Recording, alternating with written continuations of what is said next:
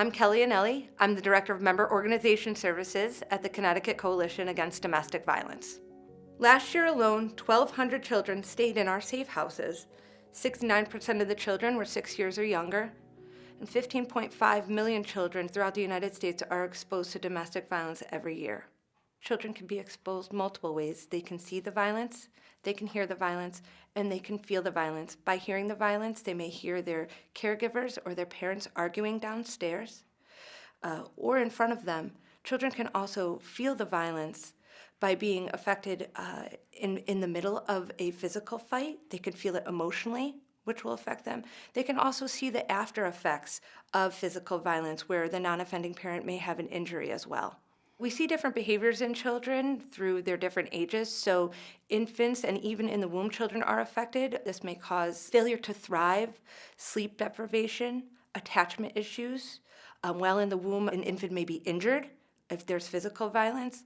Also, the effects on the mother and the non-offending parent can affect the outcomes of the child once they're born, which does show in behavioral and eating disorders as well. In toddlers, children about ages 2 to 4, 2 to 3, we see outbursts, behavioral outbursts, signs of attention deficit disorder, which is not attention deficit disorder. We're seeing more so that the children are just having behavioral issues within the classroom due to the violence and the trauma that they're experiencing at home. Also in these children, they may have attachment disorders. They may become ostracized, speech disorders, bedwetting, upset stomachs, and headaches. These children also have problems sleeping as well. In adolescents, children ages about 5 to 12 years old, we do see some different behavioral changes. They could be an over and underachiever in school, meaning as an underachiever, they're feeling as though nobody cares about what's happening in school, so they don't put the effort in. As an overachiever, they may feel as though the violence is happening at home due to their lack of good grades or behavior in school, so they're trying to overachieve to get the violence to stop. We also see depression, anxiety. In teenagers, we start to see children that engage in sexual activity much younger, drug use, and we get to see children that are running away and also violent at home, where they may become actually a victim of domestic violence themselves, or they may become the perpetrator. So it's very important that children have at least one strong bond with an adult that they can trust. Children also need consistency. That's within school, within home.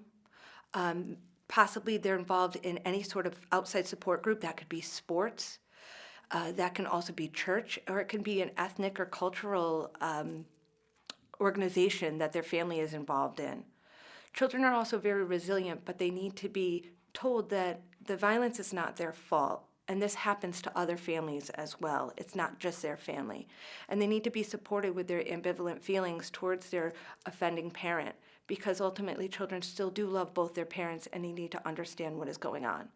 There are many different outlets for children to get help if they're experiencing domestic violence at home. In Connecticut, there's the 18 domestic violence programs. Every program has a child and family advocate.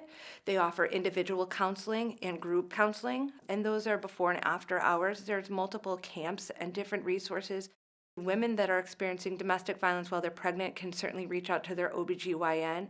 And all of our domestic violence programs at the Coalition, all 18 domestic violence programs, offer services free and confidential to anyone that's experiencing domestic violence, regardless of their race, culture, any socioeconomic background that they have.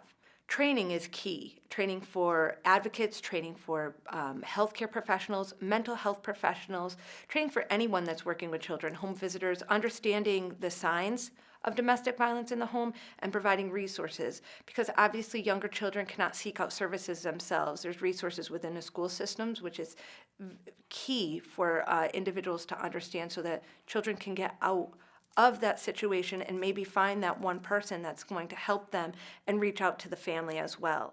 Some of the interventions that the Connecticut Coalition Against Domestic Violence 18 membership programs offer are community educators, and community educators actually go out into the schools. They do different trainings for children, kindergarten all the way up to high school and into college. Some of these trainings include safe dates, which actually discusses bystanders, and if you see your friends being involved in some sort of unhealthy relationship, how to intervene without feeling that status quo is being broken. It's important to know the signs and symptoms of children being exposed to domestic violence and know that there is help out there. I recommend that you call our hotline if you're experiencing domestic violence or know anyone that is.